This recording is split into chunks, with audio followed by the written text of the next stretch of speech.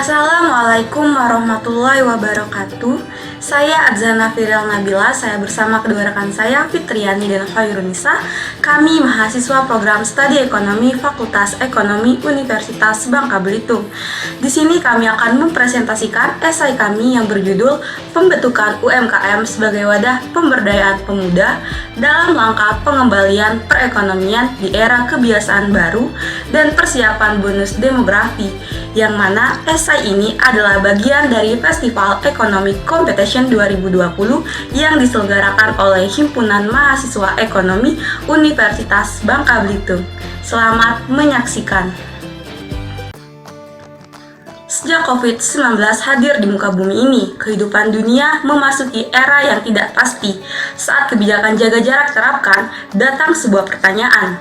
Apakah kehidupan baru dengan menjaga jarak akan mengorbankan perekonomian nasional? Skenario yang menakutkan ini menimbulkan beberapa pertanyaan dasar. Bagaimana negara bisa menyelamatkan nyawa dan ekonomi secara bersamaan? Bagaimana mereka dapat mengevaluasi risiko yang diprediksi para ahli dari penguncian atau jaga jarak yang berkepanjangan seperti kelaparan, kekerasan dalam rumah tangga, dan depresi kronis, serta bagaimana upaya untuk melindungi pekerjaan, pendapatan, persediaan makanan, dan kesejahteraan umum orang-orang yang paling rentan di antara kita, bagaimana dan sejauh mana mereka harus mencoba menyelamatkan bank, mencegah kehancuran fiskal, dan melindungi generasi yang akan datang. Oleh dan karena sebab yang telah ditimbulkan dari pembatasan yang ketat, Indonesia memilih untuk beradaptasi dengan kebiasaan baru. Pemulihan ekonomi di era kebiasaan baru bukan hanya menjadi tanggung jawab pemerintah saja. Salah satu yang berperan penting dalam penyelamatan ini adalah para pemuda yang diindikasikan dapat memberikan sinergi dalam rangka pemulihan ekonomi di era kebiasaan baru. Para generasi muda sebagai agen perubahan yang identik dengan inovasi dan efisiensi diharapkan dapat berkontribusi penuh dalam pemulihan ekonomi. Apalagi Indonesia dalam rentang waktu 2020-2035 diprediksi akan mendapatkan bonus demografi dengan masa puncaknya di tahun 2030. Dengan momentum emas ini, Indonesia diharapkan mampu mengalokasikan bonus demografi untuk memulihkan serta memajukan perekonomian nasional.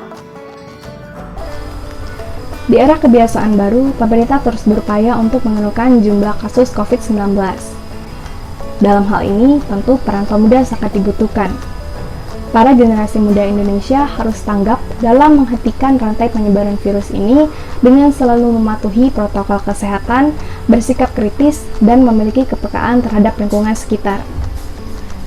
Sikap kritis para pemuda dalam menjalani kehidupan di era kebiasaan baru akan memberikan energi yang positif bagi orang-orang yang ada di sekitarnya. Semakin banyak pemuda yang bersikap kritis, maka akan semakin banyak juga energi positif yang tersebar. Sembari pemerintah melakukan upaya untuk menurunkan jumlah kasus COVID ini, pemerintah juga harus memperhitungkan seberapa besar biaya yang akan dikeluarkan untuk membantu masyarakatnya dalam memenuhi kebutuhan dasar. Tapi tak hanya sebatas kebutuhan dasar saja, pemerintah dapat memberikan bantuan materi kepada para pemuda Indonesia yang dapat dipergunakan untuk mengasah keterampilan dan pengetahuan mereka, di mana pengetahuan dan keterampilan ini saat ini sangat dibutuhkan baik untuk memulihkan perekonomian maupun untuk persiapan menghadapi bonus demografi di tahun yang akan datang. Bantuan dari pemerintah akan memberikan timbal balik yang positif jika bantuan tersebut digunakan untuk hal-hal yang produktif. Dengan bantuan yang disokong oleh pemerintah, para pemuda Indonesia dapat menggunakannya untuk memulai usaha dan menambah pendapatan mereka.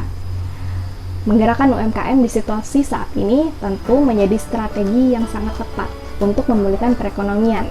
Karena semakin banyak jumlah unit usaha yang berkembang, maka akan semakin banyak juga penyerapan tenaga kerja.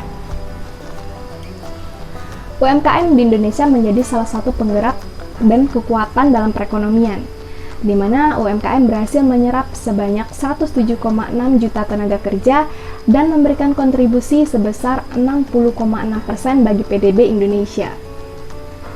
Dibandingkan dengan perusahaan besar, UMKM memiliki keunggulan fleksibilitas untuk menggerakkan usaha, namun memiliki sumber daya yang terbatas. Peran pemuda dirasa sangat tepat untuk mengisi keterbatasan tersebut. Dengan kreativitas dan inovasi, pemuda diharapkan mampu menciptakan produk baru yang unggul serta memiliki nilai jual yang tinggi.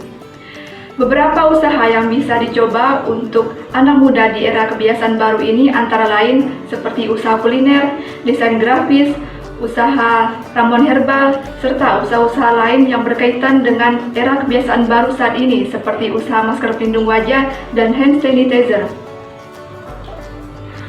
Salah satu ide bisnis yang bisa dijalankan oleh para pemuda dengan modal yang minim di masa pandemi ini adalah usaha kuliner atau bisnis makanan.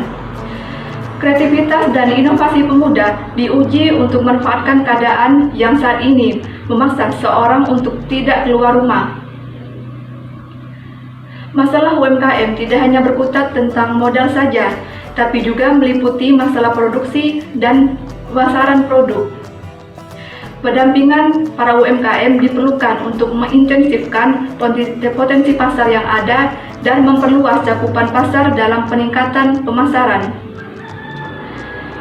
Untuk menyiasati perubahan perilaku konsumen, yang mana setiap orang di era kebiasaan baru ini mulai membatasi interaksi secara langsung, maka diperlukan inovasi dalam memasarkan produk dengan pemanfaatan teknologi yang ada.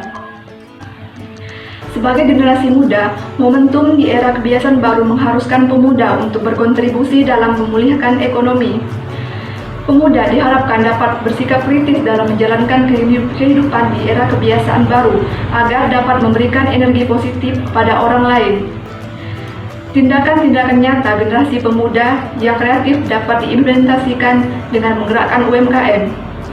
Di situasi saat ini, UMKM tentu menjadi strategi yang tepat dalam memulihkan ekonomi karena dapat menyerap tenaga kerja yang banyak.